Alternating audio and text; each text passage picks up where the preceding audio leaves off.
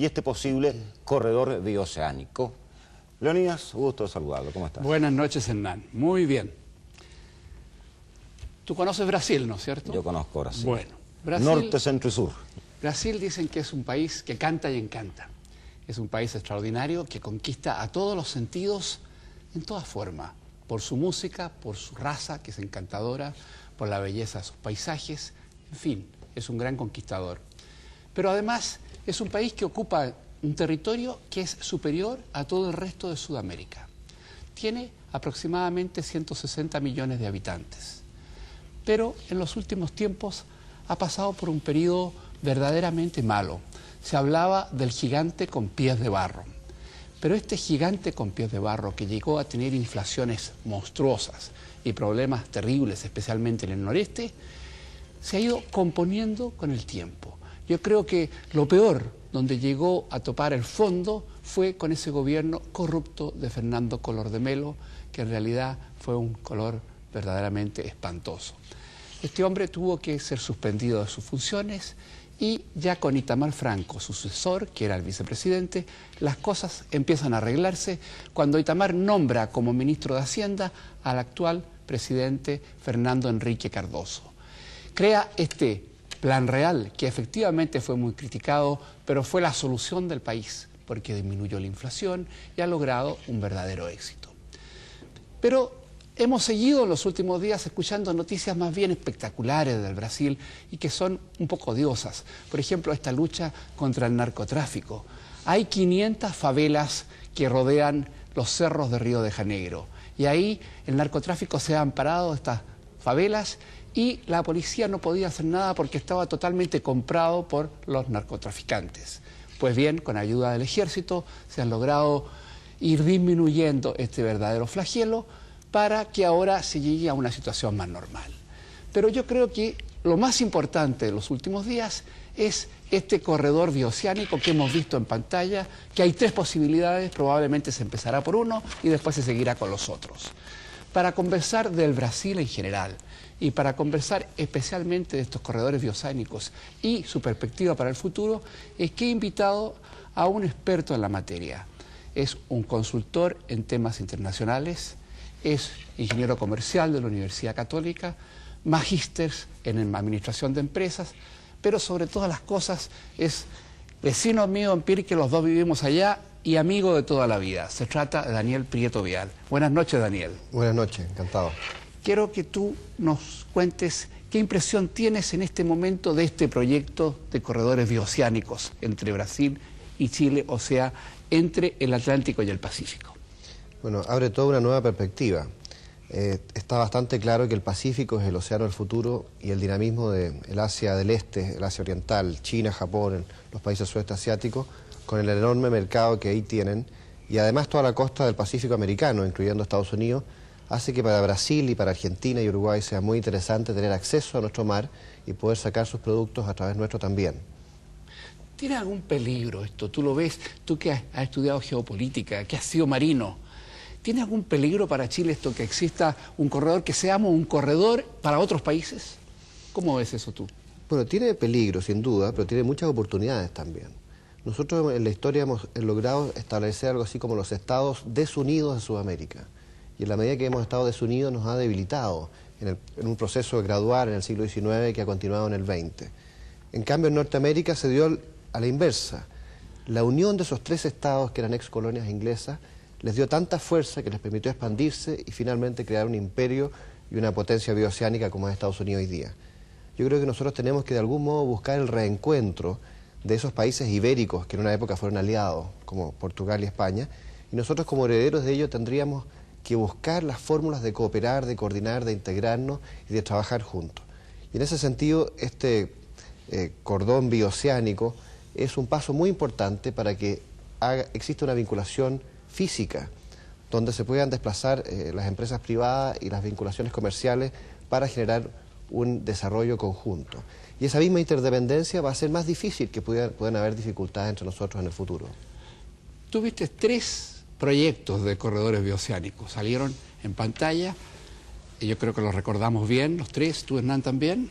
Muy bien. Había uno que era por el norte, yo creo que sería muy bueno que mostraran el mapa de nuevo.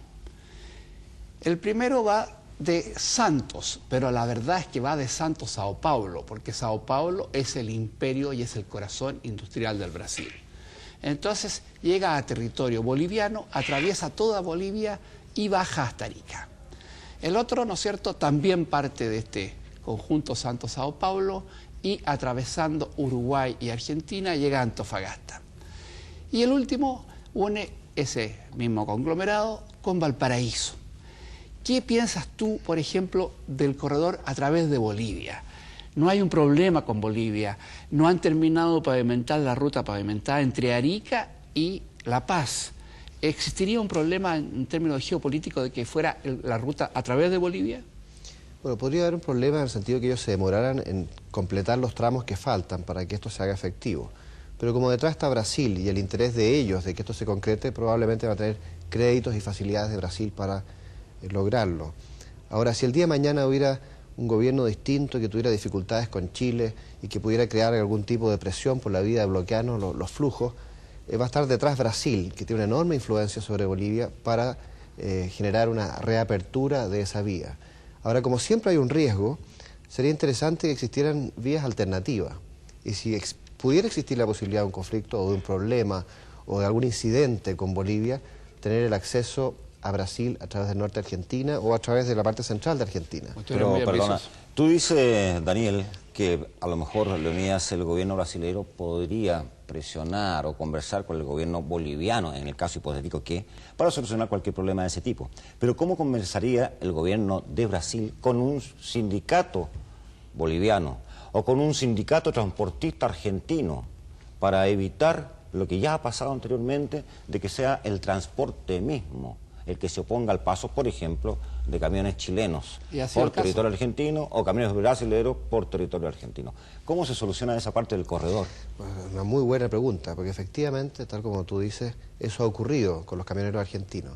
Yo creo que la solución es tener vías alternativas, para que ellos no se sientan capaces de bloquear el comercio entre Brasil y Chile por el hecho de que puedan bloquear las carreteras por Argentina, por ejemplo, tener la alternativa por Bolivia. O si hay sindicatos que tengan mucha influencia en la zona central de Argentina, quizás tienen menos influencia o menos capacidad para ejercer control sobre el norte de Argentina. Por lo tanto, yo creo que ojalá pudiéramos a la larga concretar las tres vías para tener alternativas. Bueno, tú sabes que esto nació, se había estudiado hace años, pero nació básicamente de una misión que acaba de visitar Brasilia, que fue encabezada por nuestro ministro de Economía e integrada por el ministro de Obras Públicas. Y en realidad se hablaron de estas tres posibilidades, pero la verdad es que con la escasez de medios que tiene América Latina, solamente se va a decidir por una, porque el costo es tremendo de arreglar estas rutas. Pero, como tú dices, ojalá que para el futuro fueran las tres.